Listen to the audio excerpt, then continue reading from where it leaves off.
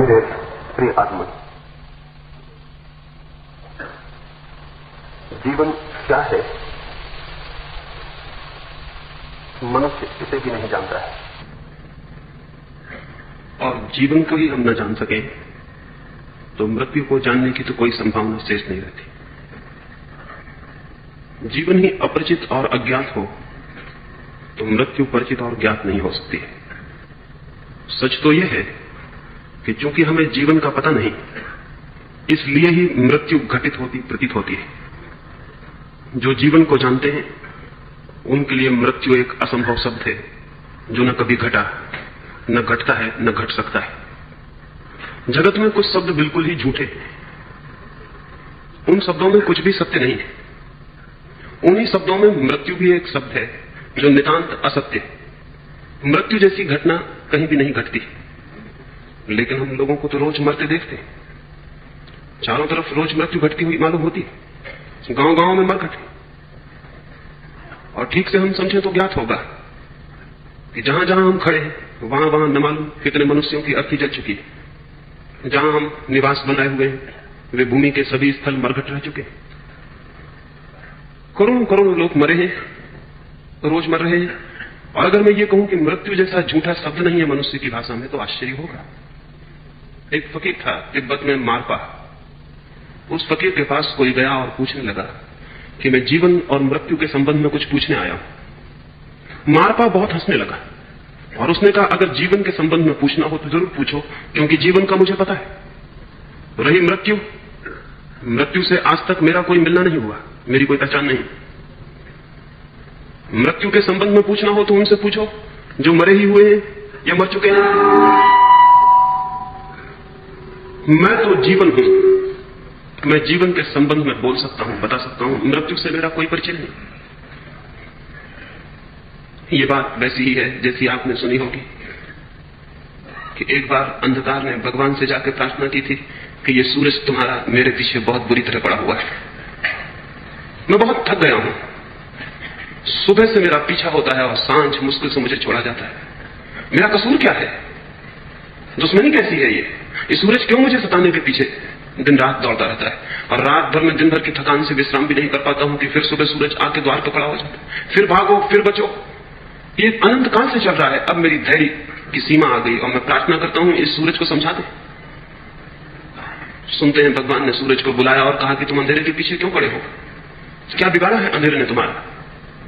क्या है शत्रुता, क्या है शिकायत? सूरज कहने लगा, अंधेरा अनंत काल हो गया मुझे विश्व का परिभ्रमण करते, लेकिन अब तक अंधेरे से मेरी कोई मुलाकात नहीं हुई।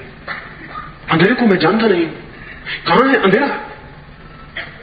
आप उसे मेरे सामने बुला दें तो मैं क्षमा भी मांग लूं और आगे से पहचान लूं कि वो कौन है, ताकि उसके प्रति कोई भूल न हो सके। इस बात को हुए भी अनंत काल हो गया। वो भगवान की फाइल में बात वहीं की वहीं पड़ी है। वो अब तक अंधेरे को सूरज के सामने नहीं बुला सके हैं, नहीं बुला सकेंगे। ये मामला हल नहीं होने का है। सूरज के सामने अंधकार कैसे बुलाया जा सकता है? अंधकार की कोई सत्ता ही नहीं है, कोई एग्जिस्टेंस नहीं है। अंधकार की कोई पॉजिटिव, कोई विधायक स्थिति नहीं है। अंधकार तो सिर्फ प्रकाश के अभाव का नाम है। वो तो प्रकाश की गैर मौजूदगी है, वो तो एब्सेंस है, वो तो अनुपस्थिति है। तो सूरज के सामने ही सूरज की अनुपस्थिति को कैसे बुलाया जा सकता है? नहीं, अंधकार को सूरज के सामने नहीं लाया जा सकता है। सूरज तो बहुत बड़ा है, एक छोटे से दिए के सामने भी अंधकार को लाना मुश्किल है। दिए के प्रकाश के घेरे में अंधकार का प्रवेश मुश्किल है। दिए के सामने मुठभेड़ मुश्किल है। प्रकाश है जहां, वहां अंधकार कैसे आ सकता है? जीवन है जहां, वहां मृत्यु कैसे आ सकती? या तो जीवन है ही नहीं और या फिर मृत्यु नहीं है। दोनों बातें एक साथ नहीं हो सकती। हम जीवित हैं लेकिन हमें पता नहीं कि जीवन क्या है। इस अज्ञान के कारण ही हमें ज्ञात होता है कि मृत्यु भी घटती है। मृत्यु एक अज्ञान है। जीवन का अज्ञान ही मृत्यु की घटना बन जाती है।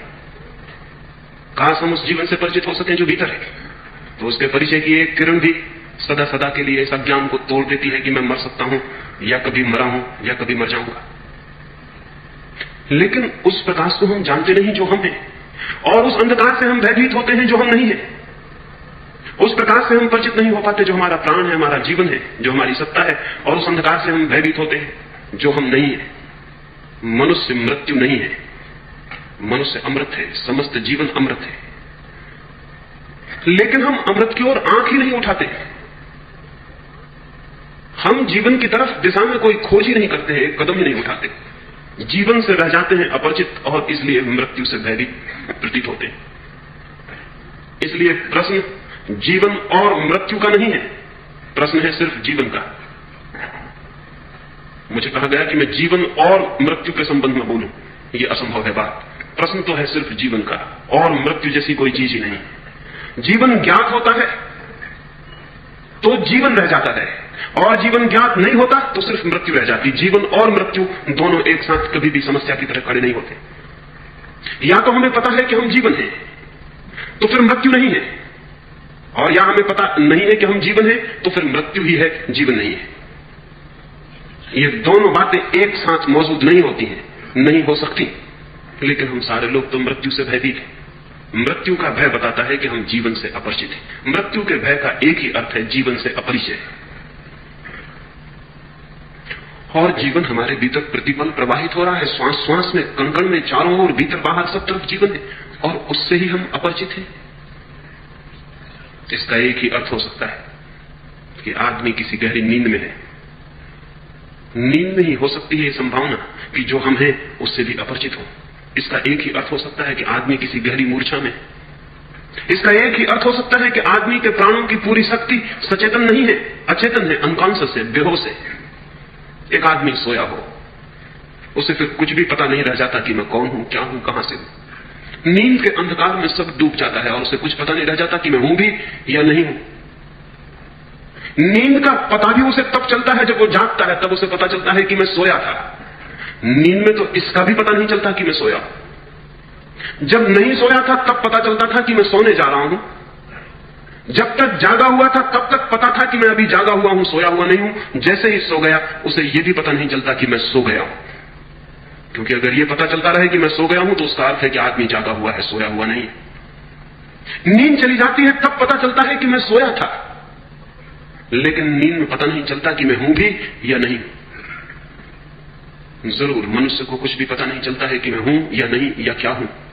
इसका एक ही अर्थ हो सकता है कि कोई बहुत गहरी आध्यात्मिक नींद, कोई स्पिरिचुअल हिप्नोटिक स्लीप, कोई आध्यात्मिक सम्मोहन की तंद्रा मनुष्य को घेरे हुए है।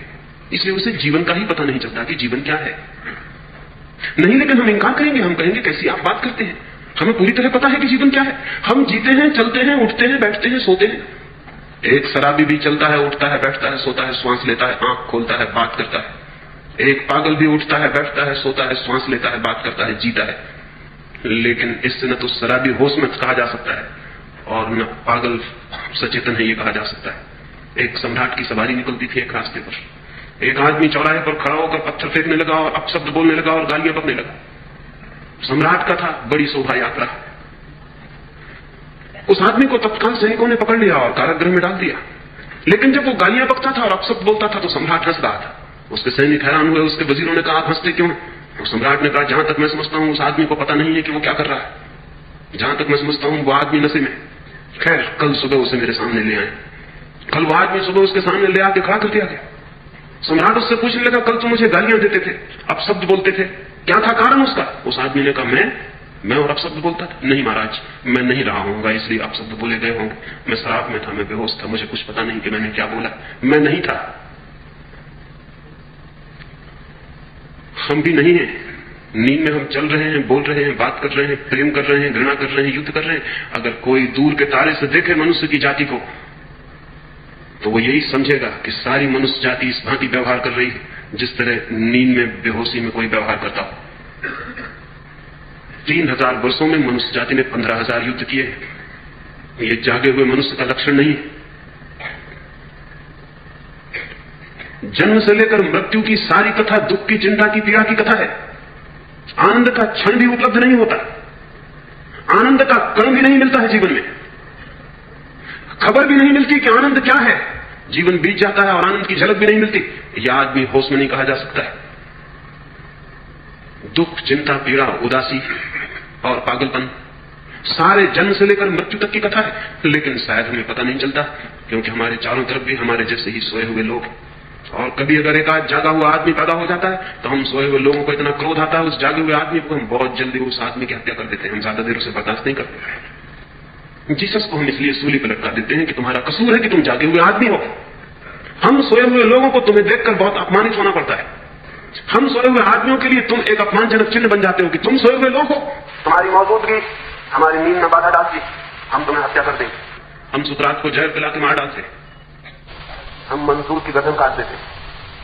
हम जागे हुए आदमियों के साथ वही व्यवहार करते हैं जो पागलों की बस्ती में उस आदमी के साथ होगा जो पागल नहीं है। इसका आपको अंदाज नहीं। मेरे मित्र एक पागल थे, वे पागल थे और एक पागलखाने में बंद कर दिए गए। पागलपन में उन्होंने फिनाइल की एक बाल्टी वहां पागलखाने में रखी थी, वो पी गए। उसके पी जाने से उनको कोई इतनी उल्टियां हुई, इतने दस्त लगे कि 15 दिन तक सारा शरीर रूपांतरित हो गया। उनकी सारी गर्मी जैसे शरीर से निकल गई और वो ठीक हो गए। लेकिन उन्हें 6 महीने के लिए पागल घर में भेजा गया था। वो ठीक हो गए। उन्होंने मुझसे कहा कि जब मैं पागल था तब, और जब मैं ठीक हो गया उस पागलपन में और 3 महीने तक ठीक होकर पागल घर में रहा, तब जो मैंने पीड़ा अनुभव की उसका हिसाब लगाना बहुत मुश्किल। जब तक मैं पागल था तब तक कोई कठिनाई न थी, क्योंकि और भी सब मेरे जैसे लोग थे। जब मैं ठीक हो गया तब मुझे लगा कि मैं कहां हूं, क्योंकि मैं सो रहा हूं और 2 आदमी मेरी छाती पर सवार हो गए। मैं चल रहा हूं और कोई मुझे धक्के मार रहा है। इस सब का मुझे कुछ भी पता नहीं चला था, क्योंकि मैं भी पागल था। मुझे यह भी पता नहीं चला था कि ये लोग पागल थे जब तक मैं पागल था। जब मैं पागल न रहा तो मुझे पता चला कि सारे लोग पागल हैं। और जैसे ही मैं पागल न रहा, मैं उन सारे पागलों का शिकार बन गया। और मेरी कठिनाई कि मुझे सब समझ में आ रहा था कि मैं बिल्कुल ठीक हूं और क्या होगा और क्या नहीं होगा, मैं कैसे बाहर निकलूं। और अगर मैं चिल्ला के कहता था कि मैं पागल नहीं हूं, तो सभी पागल यही चिल्ला के कहते हैं कि हम पागल नहीं, कोई डॉक्टर मानने को राजी नहीं। हमारे चारों तरफ सोए हुए लोगों की भीड़ है और इसलिए हमें पता नहीं चलता कि हम सोए हुए आदमी और जागे हुए आदमी के साथ हम जल्दी से हत्या कर देते हैं, क्योंकि वो आदमी हमें बहुत कष्टपूर्ण मालूम होने लगता है, बहुत डिस्टर्बिंग, बहुत विघ्नकारक मालूम होने लगता है। एक अंग्रेज विद्वान केनेथ वाकर ने एक किताब लिखी है और उस किताब को एक फकीर गुरजीएफ को समर्पित किया है। समर्पण में, डेडिकेशन में उसने जो शब्द लिखे हैं वो बड़े अद्भुत हैं। उसने डेडिकेशन में, समर्पण में लिखा है, to George Gurdjieff the disturber of my sleep. मेरी नींद तोड़ने वाले जॉर्ज गुरजीएफ को समर्पित। थोड़े से लोग जमीन पर हुए हैं जो नींद तोड़ने की कोशिश करते हैं, लेकिन अगर आप किसी की नींद तोड़ने की कोशिश करेंगे तो निश्चित वो आपसे बदला लेगा। किसी सोते हुए आदमी को जगाने की कोशिश करिए, वो आपकी गर्दन पकड़ लेगा। आज तक मनुष्य को आध्यात्मिक नींद से जिन्हें जगाने की कोशिश की, हमने उनकी भी गर्दनें पकड़ ली। हमारे बीच हमें पता नहीं चलता, इसलिए कि हम सब एक जैसे सोए हुए और नींद में लोग हैं। एक गांव के संबंध में मैंने सुना है कि उसमें एक जादूगर आ गया था एक दिन, और उसने उस कुएं में गांव के एक पुड़िया डाल दी थी और कहा था, इस कुएं का पानी जो भी पिएगा पागल हो जाएगा। एक ही कुआं था उस गांव में, एक कुआं और था, लेकिन वो गांव का कुआं न था, वो राजा के महल में था। सांझ होते होते तक गांव के हर आदमी को पानी पीना पड़ा, चाहे पागलपन की कीमत पे भी पीना पड़े, लेकिन मजबूरी थी, प्यास तो बुझानी पड़ेगी, चाहे पागल ही क्यों न हो जाना पड़े। गांव के लोग कब तक रोकते, उन्होंने पानी पिया, सांझ होते होते पूरा गांव पागल हो गया। सम्राट बहुत खुश था, उसकी रानियां बहुत खुश थी, महल में गीत और संगीत का आयोजन हो रहा था, उसके वजीर खुश थे कि हम बच गए। लेकिन सांझ होते उन्हें पता चला कि गलती में है वो, क्योंकि सारा महल सांझ होते होते गांव के पागलों ने घेर लिया, पूरा गांव हो गया था पागल। राजा के पहरेदार और सैनिक भी हो गए थे पागल। सारे गांव ने राजा के महल को घेर कर आवाज लगाई कि मालूम होता है इस राजा का दिमाग खराब हो गया। हम ऐसे पागल राजा को सिंहासन पर बर्दाश्त नहीं कर सकते। महल के ऊपर खड़े होकर राजा ने देखा कि बचाव का कोई उपाय नहीं, अपने वजीर से पूछ लेगा क्या होगा। हम तो सोचते थे भाग्यवान हैं हम कि हमारे पास अपना कुआं है, आज महंगा पड़ गया।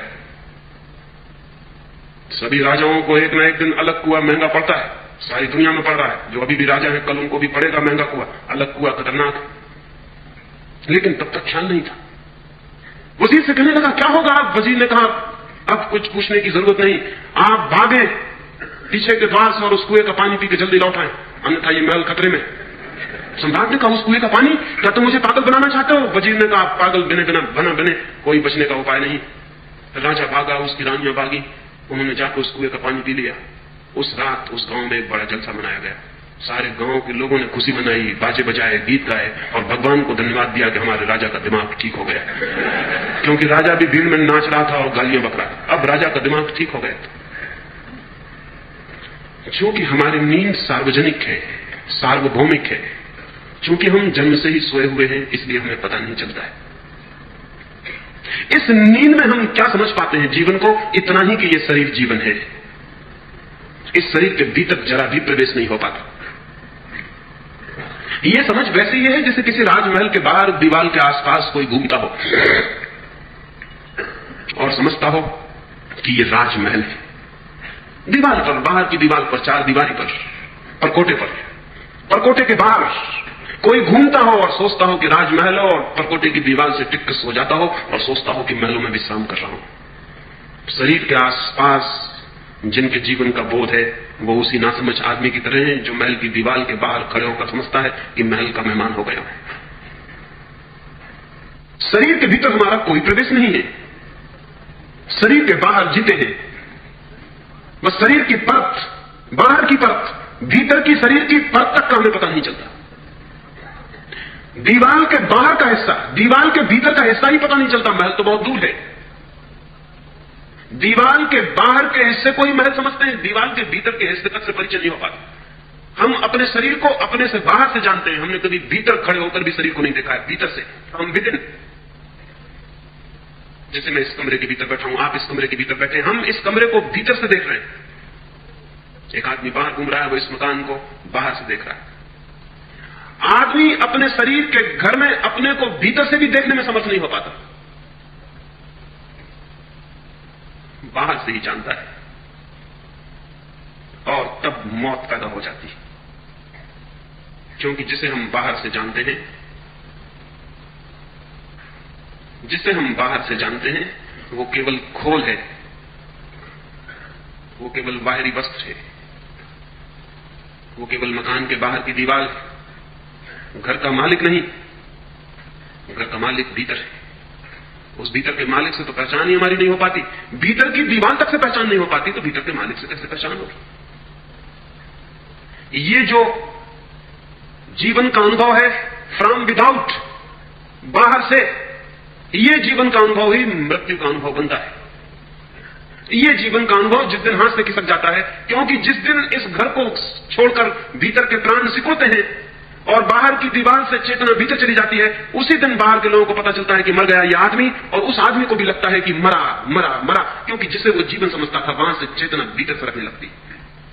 जिस तल पर उसे ज्ञात था कि ये जीवन है, उस तल से चेतना भीतर सरकने लगती है नई यात्रा की तैयारी में, और उसके प्राण चिल्लाने लगते हैं कि मरा गया, सब डूबता है। क्योंकि जिसे वो समझता था कि मैं जीवन हूं, वो डूब रहा है, वो छूट रहा है।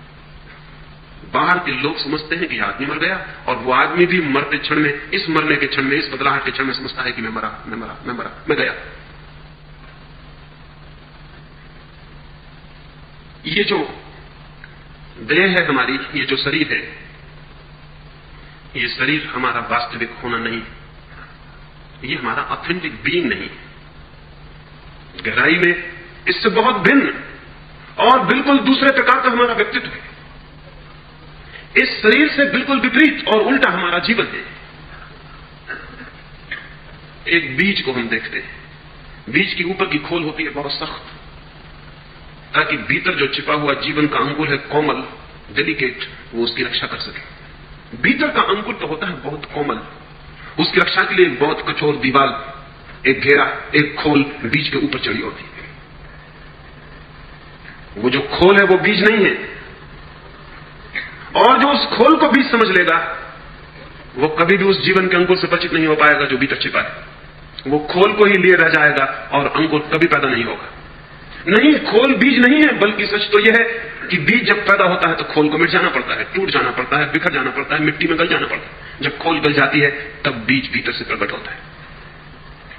ये शरीर एक बीज है और जीवन, चेतना और आत्मा का एक अंकुर भीतर है, लेकिन हम इस खोल को ही बीज समझ के नष्ट हो जाते हैं और वो अंकुर पैदा भी नहीं हो पाता, वो अंकुर फूट भी नहीं पाता। जब वो अंकुर फूटता है तो जीवन का अनुभव होता है। जब वो अंकुर फूटता है तो मनुष्य का बीज होना समाप्त होता है और मनुष्य वृक्ष बनता है। जब तक मनुष्य बीज है तब तक वो सिर्फ पोटेंशियलिटी, एक संभावना, और जब उसके भीतर वृक्ष पैदा होता है जीवन का, तब वो वास्तविक बनता है। उस वास्तविकता को कोई आत्मा कहता है, उस वास्तविकता को कोई परमात्मा कहता है। मनुष्य है बीज परमात्मा का, मनुष्य सिर्फ बीज है। जीवन का पूर्ण अनुभव तो वृक्ष को होगा, बीज को क्या हो सकता है? बीज क्या जान सकता है वृक्ष के आनंदों को? बीज क्या जान सकता है कि आएंगे पत्ते हरे जिन पर सूरज की किरणें नाचेंगी? बीज क्या जान सकता है कि हवाएं बहेंगी पत्तों और शाखाओं से और प्राण संगीत में गूंजेंगे? बीज कैसे जान सकता है कि खिलेंगे फूल और आकाश के तारों को मात कर देंगे? बीज कैसे जान सकता है कि पक्षी गीत गाएंगे और यात्री छाया में विश्राम करेंगे? बीज कैसे जान सकता है? वृक्ष के अनुभव को बीज कैसे जान सकता है? बीज को तो कुछ भी पता नहीं, वो तो सपना भी नहीं देख सकता उसका जो वृक्ष होने पे संभव होगा। वो तो बीज होकर ही जाना जा सकता है। आदमी जीवन को नहीं जानता क्योंकि उसने बीज को ही अपनी परिपूर्णता समझ ली। वो तो जीवन को तभी जानेगा जब भीतर के जीवन का पूरा वृक्ष प्रकट हो। लेकिन भीतर के जीवन का वृक्ष प्रकट होने तो दूर, भीतर कुछ है शरीर से भिन्न और अलग, इसका हमें कोई बोध ही नहीं हो पाता। इसकी हमें कोई स्मृति, इसका कोई स्मरण, इसकी कोई रिमेम्बरिंग ही पैदा नहीं हो पाती कि अलग है कुछ शरीर से भिन्न। जीवन की समस्या जो भीतर है उसके अनुभव की समस्या है। जो भीतर है उसके अनुभव की समस्या है जीवन की समस्या। और हम जीवन को मान लेते हैं वो जो बाहर विस्तीर्ण है। एक वृक्ष से मैंने पूछा, तेरा जीवन कहां है? वो वृक्ष कहने लगा, उन जड़ों में जो दिखाई नहीं पड़ती। जड़ें दिखाई नहीं पड़ती, वहां जीवन है। वृक्ष जो दिखाई पड़ता है वो वहां से जीवन लेता है, अदृश्य से। मां से तंग ने अपने बचपन की एक घटना लिखी है कि मेरे मां के बगिया थी एक बहुत, मां के झोपड़े के पास। उसने जीवन भर उस बगिया को संभाला। उसके फूल इतने बड़े और प्यारे होते थे कि दूर दूर के गांव के लोग देखने आते, और बगिया के पास से गुजरता ऐसा तो कठोर आदमी कभी नहीं देखा गया। तो 2 क्षण ठहर न गया उन फूलों को देखकर। वो बूढ़ी हो गई और बीमार पड़ी। मां छोटा था और उसने अपनी मां को कहा कि फिक्र मत करो, घर पर और कोई बड़ा तो था नहीं। उसने कहा फिक्र मत करो, तुम चिंता मत करो पौधों की, मैं उनकी फिक्र कर लूंगा। 15 दिन बाद मां उठी। मां दिन भर बगीचे में मेहनत करता रहता, दिन रात, सुबह से लेकर आधी रात तक। मां निश्चिंत थी, लेकिन जिस दिन उठ के 15 दिन बाद बगीचे में आई, देखी बगिया तो कुमला गई। फूल तो जा चुके कभी के, पत्ते भी मुर्दा हो गए हैं, सारे वृक्ष उदास खड़े। ऐसा ही लगा होगा उस बुढ़िया को जैसा आज अगर किसी के पास आंखें हो तो सारी मनुष्य की बगिया को देखकर लगेगा। सब फूल गिर गए, सब पत्ते कुमला गए, सब वृक्ष उदास खड़े। वो तो छाती पीट के रोने लगी कि तूने क्या किया, और तू सुबह से शाम तक करता क्या था? मां भी रोने लगा। उसने कहा कि मैंने बहुत कुछ किया जो मैं कर सकता था। एक एक फूल की धूल झाड़ता था, एक एक पत्ते की धूल झाड़ता था, एक एक फूल को चूमता था, एक एक फूल पर पानी छिड़कता था। पता नहीं क्या हुआ, इतना श्रम और सारे वृक्ष कुमला गए। उसकी मां रोने में भी हंसने लगी। उसने कहा पागल, शायद तुझे पता नहीं कि वृक्षों के प्राण पत्तों और फूलों में नहीं होते। वृक्षों के प्राण जड़ों में होते हैं जो दिखाई नहीं पड़ते। तो फूल और पत्तों को पानी देगा, तो फूल और पत्तों को चूमेगा और प्रेम करेगा, सब निरर्थक है। फूल पत्ते की फिक्र भी मत करो। अगर अदृश्य जड़ें शक्तिशाली होती चली जाती हैं तो फूल पत्ते अपने से निकल आते हैं, उनकी चिंता नहीं करनी पड़ती। लेकिन आदमी ने जीवन को समझा है बाहर का सारा फूल पत्ते का जो फैलाव है वो, और भीतर की जड़ें बिल्कुल उपेक्षित हैं, निगलेक्टेड हैं। आदमी के भीतर की जड़ें बिल्कुल ही उपेक्षित पड़ी। स्मरण भी नहीं कि भीतर भी मैं कुछ हूं, और जो भी है वो भीतर है। सत्य भीतर है, शक्ति भीतर है, जीवन की सारी क्षमता भीतर है। वहां से वो प्रकट हो सकती है बाहर प्रकटीकरण होता है, होना भीतर है, बीइंग भीतर है, बिकमिंग बाहर होती है।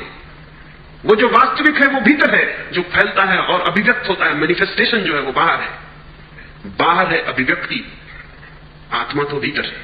और बाहर की अभिव्यक्ति को जो जीवन समझ लेते हैं उनका सारा जीवन मृत्यु के भय से आक्रांत होता है। वे जीते हैं तो भी मरे मरे और डरे हुए कि कभी भी मर जाएं, किसी क्षण मर जाएं। और यही मरने से डरे हुए लोग किसी की मौत पर रोते और परेशान होते हैं। ये उन किसी की मौत पर रोते और परेशान नहीं हो रहे। हर मौत इन्हें इनकी मौत की खबर ले आती है। हर मौत इन्हें खबर लाती है इनकी मौत की। और जो अपने हैं बहुत निकट हैं, उनकी मौत बहुत जोर से खबर लाती है अपनी मौत की। और तब प्राण भीतर कब जाते हैं, तब भय पकड़ लेता है, तब कंपन पकड़ लेता है। और उस कंपन में, उस भय में आदमी अच्छी अच्छी बातें सोचता है। आत्मा अमर है, आत्मा अमर है, हम तो भगवान के अंश हैं, हम तो ब्रह्म के स्वरूप हैं। ये सब बकवास की बातें हैं और ये अपने को धोखा देने से ज्यादा नहीं, ये सेल्फ डिसेप्शन। ये मौत से डरा हुआ आदमी अपने को मजबूत करने के लिए दोहराता है कि आत्मा अमर है। वो ये कह रहा है कि नहीं मुझे नहीं मरना पड़ेगा, आत्मा अमर है। लेकिन कप रहे हैं प्राण, वो कह रहा है आत्मा अमर है। जो आदमी जानता है कि आत्मा अमर है, उसे एक बार भी ये दोहराने की जरूरत नहीं है कि आत्मा अमर है, क्योंकि वो जानता है, बात खत्म हो गई। लेकिन ये मौत से डरने वाले लोग मौत से डरते हैं, जीवन को जान नहीं पाते, और फिर बीच में एक नई तरकीब और एक नया धोखा पैदा करते हैं कि आत्मा अमर है। इसीलिए तो आत्मा को अमर मानने वाले लोगों से ज्यादा मौत से डरने वाली कौम खोजनी कठिन। इस देश में ही ये दुर्भाग्य घटित हुआ है। इस देश में आत्मा की अमरता मानने वाले सर्वाधिक लोग हैं पृथ्वी पर, और इस देश में मौत से डरने वाले कायरों की संख्या भी सर्वाधिक है। ये दोनों बातें एक साथ कैसे हो गई? जो जानते हैं कि आत्मा अमर है, उनके लिए तो मृत्यु हो गई समाप्त, उनके लिए तो भय हो गया विसर्जित, उन्हें तो अब कोई मार नहीं सकता, उन्हें तो अब कोई नहीं मार सकता। और दूसरी बात भी ध्यान में ले लेना, ना उन्हें कोई मार सकता है, ना वो भ्रम में हो सकते हैं कि मैं किसी को मार सकता हूं, क्योंकि मारने की घटना ही खत्म हो गई। और इस राज को थोड़ा समझ लेना जरूरी है। जो लोग कहेंगे आत्मा अमर है, जो लोग कहेंगे आत्मा अमर है, वे मौत से डरे हुए हैं और दोहरा रहे हैं कि आत्मा अमर है। और साथ ही ऐसे मौत से डरने वाले लोग अहिंसा की भी बहुत बात करेंगे, इसलिए नहीं कि वो किसी को न मारे, बल्कि इसलिए कि बहुत गहरे में कोई उन्हें मारने को तैयार न हो जाए। दुनिया अहिंसक होनी चाहिए। क्यों कहेंगे तो वो यही कि किसी को भी मारना बुरा है, लेकिन बहुत गहरे में वो ये कह रहे हैं कि कोई मुझे मार न डाले। किसी को भी मारना बुरा है, लेकिन अगर उन्हें पता चल गया कि मृत्यु होती ही नहीं, तो न मरने का डर है और न मारने का डर है, और न ये अर्थपूर्ण बातें रह गई। कृष्ण ने कहा अर्जुन से कि तू भयभीत मत हो, क्योंकि तू जिन्हें सामने खड़े देख रहा है वे बहुत बार रहे हैं, पहले भी तू भी था, मैं भी था, हम सब बहुत बार थे और हम सब बहुत बार होंगे। जगत में कुछ भी नष्ट नहीं होता, इसलिए न मरने का डर न मारने का डर।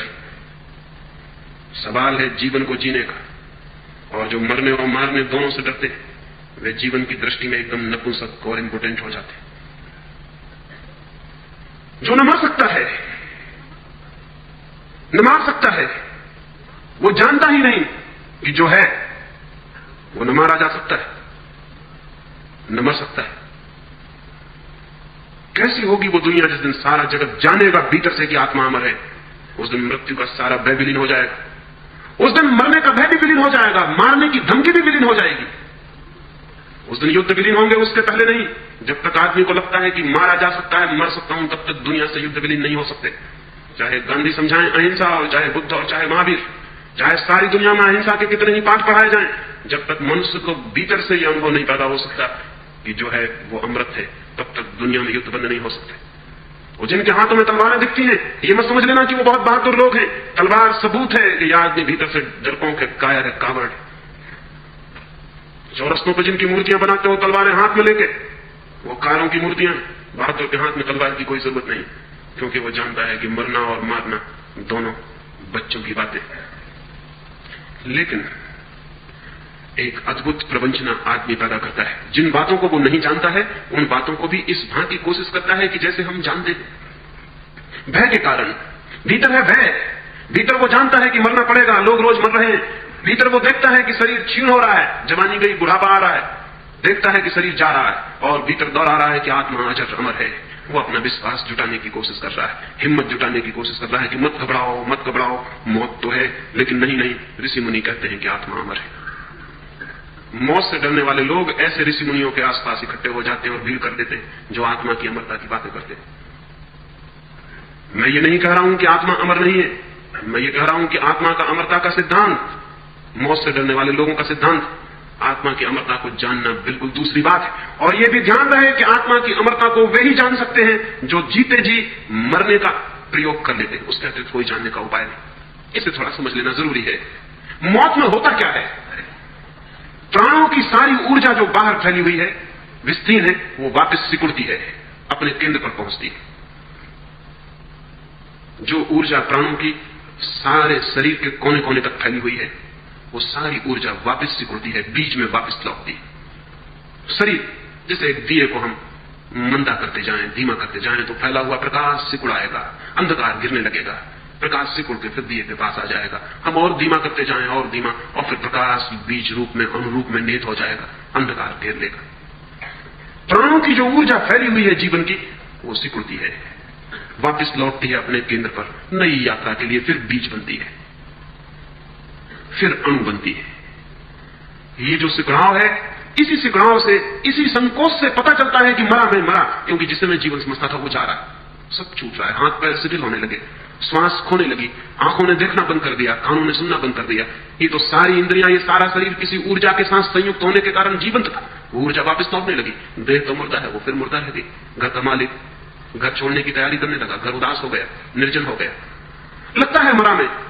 मृत्यु के इस क्षण में पता चलता है कि जा रहा हूं, डूब रहा हूं, समाप्त हो रहा हूं। और इस घबराहट के कारण कि मैं मर रहा हूं, इस चिंता और उदासी के कारण, इस पीड़ा, इस एंग्विश के कारण, ये एंजाइटी कि मैं मर रहा हूं, समाप्त हो रहा हूं, ये इतनी ज्यादा चिंता पैदा कर देती है मन में कि वो उस मृत्यु के अनुभव को भी जानने से वंचित रह जाता है। जानने के लिए चाहिए शांति। हो जाता है इतना अशांत कि मृत्यु को जान नहीं पाता।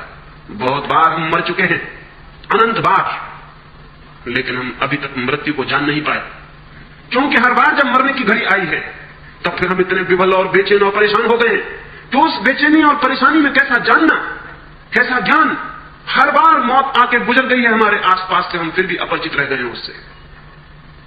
नहीं, मरने के क्षण में नहीं जाना जा सकता है मौत को, लेकिन आयोजित मौत हो सकती है। आयोजित मौत को ही ध्यान कहते हैं, योग कहते हैं, समाधि कहते हैं।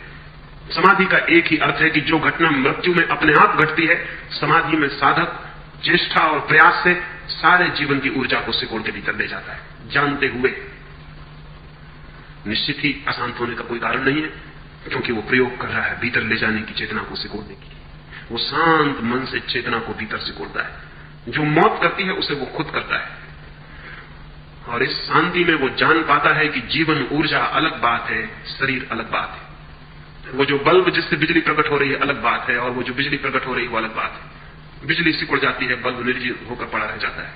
शरीर बल्ब से ज्यादा नहीं है। जीवन वो विद्युत है, वो ऊर्जा, वो एनर्जी, वो प्राण जो शरीर को जीवंत किए हुए है, गर्म किए हुए है, उत्तप्त किए हुए है। समाधि में साधक मरता है स्वयं, और चूंकि वो स्वयं मृत्यु में प्रवेश करता है, वो जान लेता है इस सत्य को कि मैं हूं अलग, शरीर है अलग। और एक बार ये पता चल जाए कि मैं हूं अलग, मृत्यु समाप्त हो गई। और एक बार ये पता चल जाए कि मैं हूं अलग, और जीवन का अनुभव शुरू हो गया। मृत्यु की समाप्ति और जीवन का अनुभव एक ही सीमा पर होते, एक ही सांस होते। जीवन को जाना कि मृत्यु गई, मृत्यु को जाना कि जीवन हुआ। अगर ठीक से समझे तो ये एक ही चीज को कहने के दो ढंग हैं, ये एक ही दिशा में इंगित करने वाले दो इशारे हैं। धर्म को इसलिए मैं कहता हूं धर्म है मृत्यु की कला, वो है आर्ट ऑफ डेथ। लेकिन आप कहेंगे कई बार मैं कहता हूं धर्म है जीवन की कला, आर्ट ऑफ लिविंग। निश्चित ही दोनों बात मैं कहता हूं, क्योंकि जो मरना जान लेता है वही जीवन को जान पाता है। धर्म है जीवन और मृत्यु की कला। अगर जानना है कि जीवन क्या है और मृत्यु क्या है, तो आपको स्वेच्छा से शरीर से ऊर्जा को खींचने की कला सीखनी होगी, तो आप जान सकते हैं, अन्यथा नहीं। और ये ऊर्जा खींची जा सकती है। इस ऊर्जा को खींचना कठिन नहीं है, इस ऊर्जा को खींचना सरल है। ये ऊर्जा संकल्प से ही फैलती है और संकल्प से ही वापस लौट आती है। ये ऊर्जा सिर्फ संकल्प का विस्तार है, विल फोर्स का विस्तार है। संकल्प हम करें तीव्रता से, टोटल, समग्र, कि मैं वापस लौटता हूं अपने भीतर।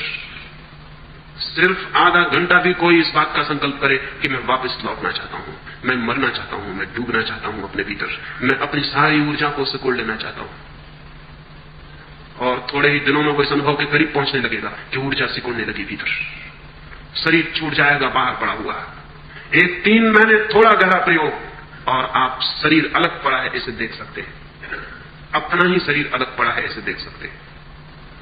सबसे पहले तो भीतर से दिखाई पड़ेगा कि मैं अलग खड़ा हूं भीतर, एक तेजस, एक ज्योति, और सारा शरीर भीतर से दिखाई पड़ रहा है जैसा ये भवन। और फिर थोड़ी और हिम्मत जुटाई जाए तो वो जो जीवंत ज्योति भीतर है उसे बाहर भी लाया जा सकता है, और हम बाहर से देख सकते हैं कि शरीर पड़ा है। वो एक अद्भुत अनुभव मुझे हुआ, वो मैं कहूं। अब तक उसे कभी कहा नहीं, अचानक ख्याल आ गया तो कहता हूं। कोई 12 साल पहले, 13 साल पहले, बहुत रातों तक एक वृक्ष के ऊपर बैठकर ध्यान करता था। ऐसा बार बार अनुभव हुआ कि जमीन पर बैठकर ध्यान करने पर शरीर बहुत प्रबल होता है। शरीर बनता है पृथ्वी से, और पृथ्वी पर बैठकर ध्यान करने से शरीर की शक्ति बहुत प्रबल होती है। वो जो हाइट्स पर, पहाड़ों पर और हिमालय पर जाने वाले योगी की चर्चा है वो अकारण नहीं है, बहुत वैज्ञानिक है। जितनी पृथ्वी से दूरी बढ़ती है शरीर की, उतने ही शरीर तत्व का प्रभाव भीतर कम होता चला जाता है। तो एक बड़े वृक्ष पर ऊपर बैठकर मैं ध्यान करता था रोज रात। एक दिन ध्यान में कब कितना लीन हो गया मुझे पता नहीं, और कब शरीर वृक्ष से गिर गया वो मुझे पता नहीं। जब नीचे गिर पड़ा शरीर, तब मैंने चौंक कर देखा कि ये क्या हो गया। मैं तो वृक्ष पर ही था और शरीर नीचे गिर गया। कैसा हुआ अनुभव कहना बहुत मुश्किल है। मैं तो वृक्ष पर ही बैठा था और शरीर नीचे गिरा था, और मुझे दिखाई पड़ रहा था कि नीचे गिर गया। सिर्फ एक रजत रज्जू, एक सिल्वर कार्ड नाभि से और मुझ तक जुड़ी हुई थी, एक अत्यंत चमकदार शुभ्र रेखा। कुछ भी समझ के बाहर था कि अब क्या होगा, कैसे वापस लौटूंगा। कितनी देर यह अवस्था रही वो भी पता नहीं, लेकिन अपूर्व अनुभव हुआ। शरीर के बाहर से पहली दफा देखा शरीर को, और शरीर उसी दिन से समाप्त हो गया। मौत उसी दिन से खत्म हो गई, क्योंकि एक और देह दिखाई पड़ी जो शरीर से भिन्न है। एक और सूक्ष्म शरीर का अनुभव हुआ। कितनी देर यह रहा कहना मुश्किल है। सुबह होते होते एक दो औरतें वहां से निकली दूध लेकर किसी गांव से, और उन्होंने आके पड़ा हुआ शरीर देखा। वो मैं देख रहा हूं ऊपर से कि वो करीब आके बैठ गई, कोई मर गया, और उन्होंने सिर पर हाथ रखा, और एक क्षण में जिसे तीव्र आकर्षण से मैं वापस अपने शरीर में आ गया और आंख खुल गई। तब एक दूसरा अनुभव भी हुआ। वो दूसरा अनुभव यह हुआ कि स्त्री पुरुष के शरीर में एक कीमिया और केमिकल चेंज पैदा कर सकती है, और पुरुष स्त्री के शरीर में एक केमिकल चेंज पैदा कर सकता है। यह भी ख्याल हुआ कि उस स्त्री का छूना और मेरा वापस लौटाना, ये कैसे हो गया। फिर तो बहुत अनुभव हुए इस बात के, और तब मुझे समझ में आया कि हिंदुस्तान में जिन तांत्रिकों ने समाधि पर और मृत्यु पर सर्वाधिक प्रयोग किए थे, उन्होंने क्यों स्त्रियों को भी अपने साथ बांध लिया था। क्योंकि गहरी समाधि के प्रयोग में अगर शरीर के बाहर तेजस शरीर चला गया है, सूक्ष्म शरीर चला गया है, तो बिना स्त्री की सहायता के पुरुष के तेजस शरीर को वापस नहीं लौटाया जा सकता। या स्त्री का तेजस शरीर अगर बाहर चला गया तो बिना पुरुष की सहायता के उसे वापस नहीं लौटाया जा सकता। स्त्री और पुरुष के शरीर के मिलते ही एक विद्युत वृत्त, एक इलेक्ट्रिक सर्किल पूरा हो जाता है, और वो जो बाहर निकल गई है चेतना तीव्रता से भीतर वापस लौट आती है। फिर तो 6 महीने में कोई 6 बार वो अनुभव हुआ निरंतर, और 6 महीने में मुझे अनुभव हुआ कि मेरी उम्र कम से कम 10 वर्ष कम हो गई। कम हो गई मतलब 10 वर्ष अगर मैं 70 साल जीता तो 60 साल जी सकूंगा। 6 महीने में एक अजीब से अनुभव हुए। छाती के सारे बाल मेरे सफेद हो गए 6 महीने के भीतर। मेरी समझ के बाहर हुआ कि ये क्या हो रहा है, और तब ये भी ख्याल आया कि इस शरीर और उस शरीर के बीच के संबंध में व्याघात पड़ गया है। उन दोनों का जो तालमेल था वो टूट गया है। और तब मुझे ये भी समझ में आया कि शंकराचार्य का 33 साल की उम्र में मर जाना या विवेकानंद का 36 साल की उम्र में मर जाना कुछ और ही कारण रखता है। अगर ये दोनों के संबंध बहुत तीव्रता से टूट जाएं तो जीना मुश्किल। और तब मुझे ये भी ख्याल में आया कि रामकृष्ण का बहुत बीमारियों से घिरे रहना और रमन का कैंसर से मर जाने का भी कारण शारीरिक नहीं है, उस बीच के तालमेल के टूट जाना ही कारण। लोग आमतौर से कहते हैं कि योगी बहुत स्वस्थ होते हैं, लेकिन सच्चाई बिल्कुल उल्टी है। सच्चाई आज तक यह है कि योगी हमेशा रुग्ण रहा है और कम उम्र में मरता रहा है, और उसका कुल कारण इतना है कि उन दोनों शरीर के बीच जो एडजस्टमेंट चाहिए, जो तालमेल चाहिए, उसमें विघ्न पड़ जाता है। जैसे ही एक बार वो शरीर बाहर हुआ, फिर ठीक से पूरी तरह कभी भी पूरी अवस्था में भीतर प्रविष्ट नहीं हो पाता, लेकिन उसकी कोई जरूरत भी नहीं रह जाती, उसका कोई प्रयोजन भी नहीं रह जाता, उसका कोई अर्थ भी नहीं रह जाता। संकल्प से खींची जा सकती है ऊर्जा भीतर, सिर्फ संकल्प से, सिर्फ ये धारणा, सिर्फ ये भावना कि मैं अंदर वापस लौट आऊं, वापस लौट आऊं, वापस लौट आऊं, इसकी तीव्र पुकार, इसका तीव्र आंदोलन, पूरे प्राण इससे भर जाएं कि मैं भीतर वापस लौट आऊं, मैं केंद्र पर वापस लौट आऊं, मैं वापस लौट आऊं, मैं वापस लौट आऊं। इसकी इतनी तीव्र पुकार की ये सारे कण-कण में शरीर के गूंज जाए, श्वास श्वास को पकड़ ले, और किसी भी दिन यह घटना घट जाती कि झटके के साथ आप भीतर पहुंच जाते और पहली दफा फ्रॉम विदिन शरीर को देखते। ये जो हजारों नाड़ियों की बात की है योग ने, वो फिजियोलॉजी को जानकर नहीं की है, शरीर शास्त्र उसका कोई संबंध नहीं। वे नाड़ियां जानी गई हैं भीतर से, और इसलिए आज जब फिजियोलॉजी उनका विचार करती तो पाती है ये नाड़ी कहां है, ये जो 7 चक्र बताए हैं ये कहां है? वे कहीं भी नहीं है शरीर में। शरीर में वे कहीं भी नहीं है, क्योंकि शरीर को हम बाहर से जांच रहे हैं, वे कहीं नहीं मिलेंगे। एक और जांच है शरीर को भीतर से जानना, इनर फिजियोलॉजी। वो बहुत सटल फिजियोलॉजी है, वो बहुत सूक्ष्म शरीर शास्त्र है। वहां से जानने पर जो नाड़ियां जानी गई और जो केंद्र जाने गए वो बिल्कुल अलग है। इस शरीर में खोजने से वो कहीं भी नहीं मिलेंगे। वे केंद्र इस शरीर और उस भीतर की आत्मा के कॉन्टेक्ट फील्ड से, जहां ये दोनों मिलते हैं। सबसे बड़ा कॉन्टेक्ट फील्ड, सबसे बड़ा संपर्क का स्थल नाभि है। इसलिए आपको ख्याल होगा कि अगर आप कार चला रहे हैं और एकदम से एक्सीडेंट होने लगे तो सबसे पहले नाभि प्रभावित हो जाएगी, एकदम नाभि अस्त व्यस्त हो जाएगी, क्योंकि वहां सबसे ज्यादा गहरा उस आत्मा और इस शरीर के बीच संबंध का क्षेत्र है। वो सबसे पहले अस्त व्यस्त हो जाएगा मौत को देखकर। जैसे ही मौत सामने दिखाई पड़ेगी नाड़ी अस्त व्यस्त हो जाएगी, नाभि अस्त व्यस्त हो जाएगी। सारे शरीर के केंद्र है, और शरीर की एक आंतरिक व्यवस्था है जो उस अंतः शरीर और इस शरीर के बीच संपर्क से स्थापित हुई। जिन चक्रों की बात है वे उनके संपर्क स्थल है। निश्चित ही एक बार भीतर से शरीर को जानना एक बिल्कुल ही दूसरी दुनिया को जान लेना, जिसका हमें कोई भी पता नहीं, जिसे मेडिकल साइंस जिसके संबंध में एक शब्द भी नहीं जानती और नहीं जान सकेगी अभी। एक बार यह अनुभव हो जाए कि मैं अलग और ये शरीर अलग, मौत खत्म हो गई, मृत्यु नहीं है फिर, और फिर तो शरीर के बाहर आके खड़े होकर देखा जा सकता है।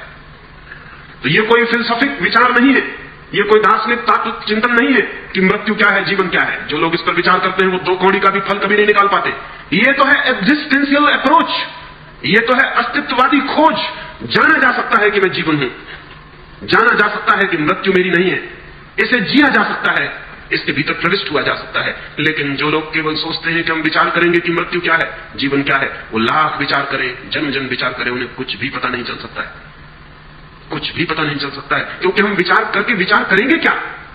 विचार किया जा सकता है उसके संबंध में जिसे हम जानते हो। जो नोन है, जो ज्ञात है, उसके बाबत विचार हो सकता है। जो अननोन है, अज्ञात है, उसके बाबत कोई विचार नहीं हो सकता। आप वही सोच सकते हैं जो आप जानते हैं। कभी आपने ख्याल किया, आप उसे नहीं सोच सकते जिसे आप नहीं जानते। उसे सोचेंगे कैसे? How to conceive it? उसकी कल्पना ही कैसे हो सकती, उसकी धारणा कैसे हो सकती, जिसे हम जानते ही नहीं है। जीवन हम जानते नहीं, मृत्यु हम जानते नहीं, सोचेंगे हम क्या? इसलिए दुनिया में मृत्यु और जीवन पर दार्शनिकों ने जो कहा है उसका 2 कौड़ी भी मूल्य नहीं है। फिलोसॉफी की किताबों में जो भी लिखा है मृत्यु और जीवन के संबंध में, उसका कौड़ी भर मूल्य नहीं है, क्योंकि वो लोग सोच सोच के लिख रहे हैं। सोच के लिखने का कोई सवाल नहीं है। सिर्फ योग ने जो कहा है जीवन और मृत्यु के संबंध में, उसके अतिरिक्त आज तक सिर्फ शब्दों का खेल हुआ है। क्योंकि योग जो कह रहा है वो एक एग्जिस्टेंशियल, एक लिविंग, एक जीवंत अनुभव की बात है। आत्मा अमर है, ये कोई सिद्धांत, कोई थ्योरी, कोई आइडियोलॉजी नहीं है। ये कुछ लोगों का अनुभव है, और अनुभव की तरफ जाना हो तो ही अनुभव हल कर सकता है इस समस्या को कि क्या है जीवन, क्या है मौत। और जैसे ही अनुभव होगा, ज्ञात होगा जीवन है, मौत नहीं है, जीवन ही है, मृत्यु है ही नहीं। फिर हम कहेंगे लेकिन ये मृत्यु तो घट जाती है। उसका कुल मतलब इतना है कि जिस घर में हम निवास करते थे उस घर को छोड़कर दूसरे घर की यात्रा शुरू हो जाती। जिस घर में हम रहे थे उस घर से हम दूसरे घर की तरफ यात्रा करते हैं। घर की सीमा है, घर की सामर्थ्य। घर एक यंत्र है, यंत्र थक जाता है, जीर्ण हो जाता है और हमें पार हो जाना होता है।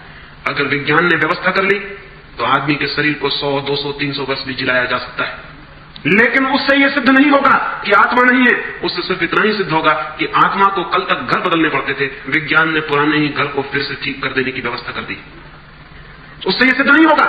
इस भूल में कोई वैज्ञानिक न रहे कि हम आदमी की उम्र अगर 500 वर्ष कर लेंगे, 1000 वर्ष कर लेंगे तो हमने सिद्ध कर दिया कि आदमी के भीतर कोई आत्मा नहीं। इससे कुछ सिद्ध नहीं होता। इससे इतना ही सिद्ध होता है कि मैकेनिज्म जो शरीर का था उसे हम आत्मा को इसलिए बदलना पड़ता था कि वो जरा जीर्ण हो गया था। अगर उसको रिप्लेस किया जा सकता है, हृदय बदला जा सकता है, आंख बदली जा सकती है, हाथ पैर बदले जा सकते हैं, तो आत्मा को शरीर बदलने की जरूरत न रही। पुराने घर से काम चल जाएगा, रिपेयरमेंट हो गया। उससे कोई आत्मा नहीं है, ये दूर से भी सिद्ध नहीं होता। और ये भी हो सकता है कल कि विज्ञान टेस्ट ट्यूब में जन्म को, जीवन को पैदा कर सके, और तब शायद वैज्ञानिक इस भ्रम में पड़ेगा कि हमने जीवन को जन्म दे लिया। वो भी गलत है, वो भी मैं कह देना चाहता हूं, उससे भी कुछ सिद्ध नहीं होता। मां और बाप मिलकर क्या करते हैं मां के पेट में? एक पुरुष और एक स्त्री मिलकर क्या करते हैं स्त्री के पेट में? आत्मा को जन्म नहीं देते, वे जस्ट क्रिएट ए सिचुएशन। वे सिर्फ एक अवसर पैदा करते हैं जिसमें आत्मा प्रविष्ट हो सकती है। मां का और पिता का अंग मिलकर एक अपॉर्चुनिटी, एक अवसर पैदा करते हैं, एक सिचुएशन जिसमें कि आत्मा प्रवेश पा सकती। कल यह हो सकता है कि हम टेस्ट ट्यूब में ये सिचुएशन पैदा कर दें, इससे कोई आत्मा पैदा नहीं हो रही। मां का पेट भी तो एक टेस्ट ट्यूब है, एक यांत्रिक व्यवस्था है, वो प्राकृतिक है। कल विज्ञान ये कर सकता है कि प्रयोगशाला में जिन जिन रासायनिक तत्वों से पुरुष का वीर्याणु बनता है और स्त्री का अणु बनता है, उन रासायनिक तत्वों की पूरी खोज और प्रोटोप्लाज्म की पूरी जानकारी से यह हो सकता है कि हम टेस्ट ट्यूब में रासायनिक व्यवस्था कर लें। तब जो आत्माएं कल तक मां के पेट में प्रविष्ट होती थी, वे टेस्ट ट्यूब में प्रविष्ट हो जाएंगी। लेकिन आत्मा पैदा नहीं हो रही, आत्मा अब भी आ रही। जन्म की घटना दोहरी घटना है, शरीर की तैयारी और आत्मा का आगमन, आत्मा का उतरना।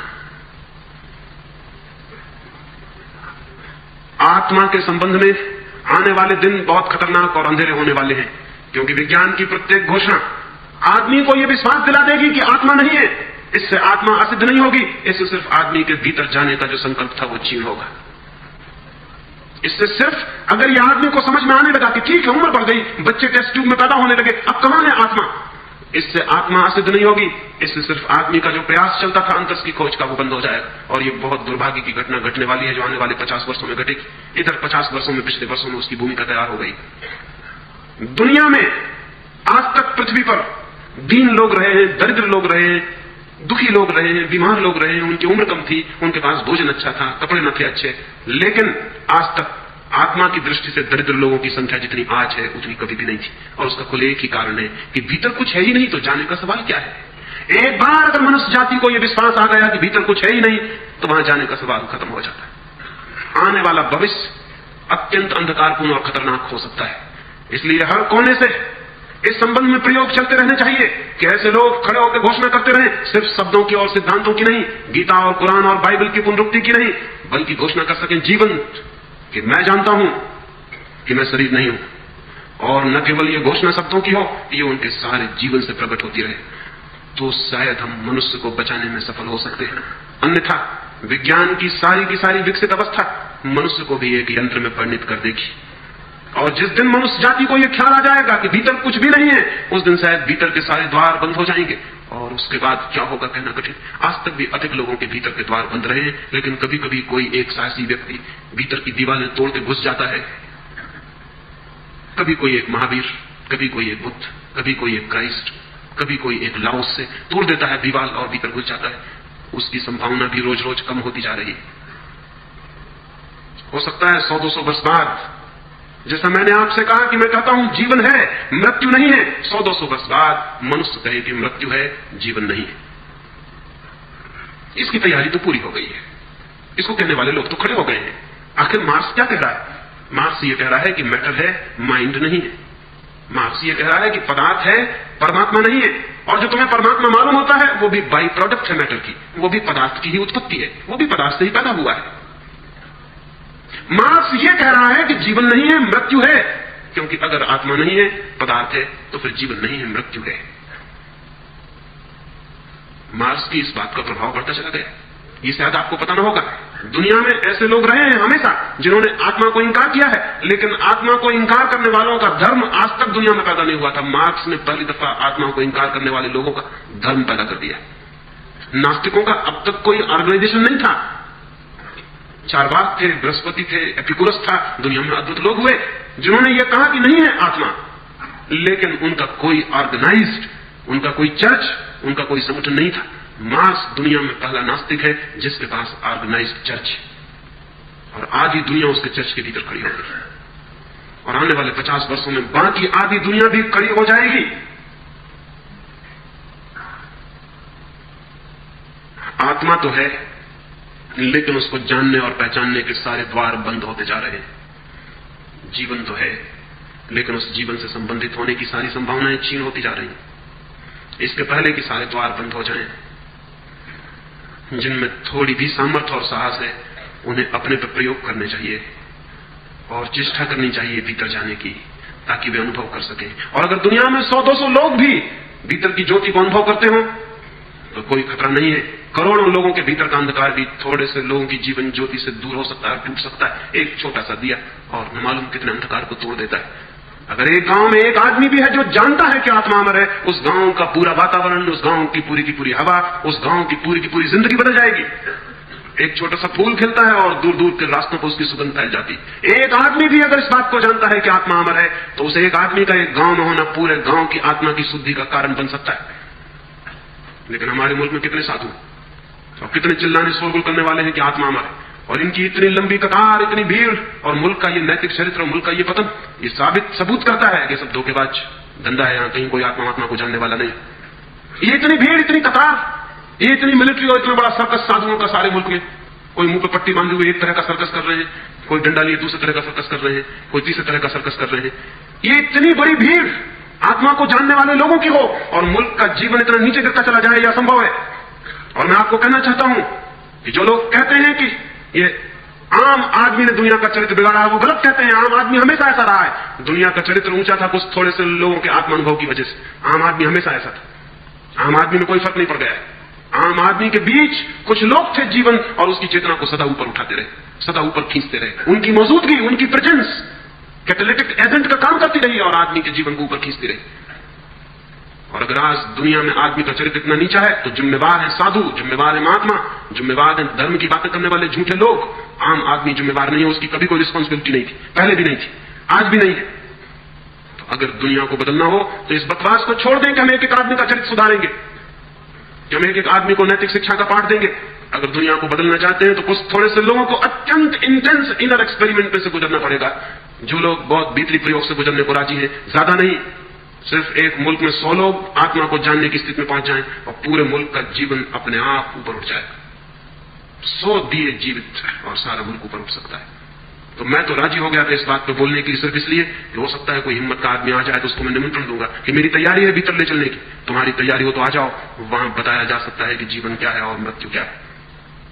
मेरी बातों को इतने प्रेम और शांति से सुना, उसके लिए बहुत बहुत अंग्रीत हूं। और अंत में सबके भीतर बैठे परमात्मा को प्रणाम करता हूं। मेरे प्रणाम स्वीकार।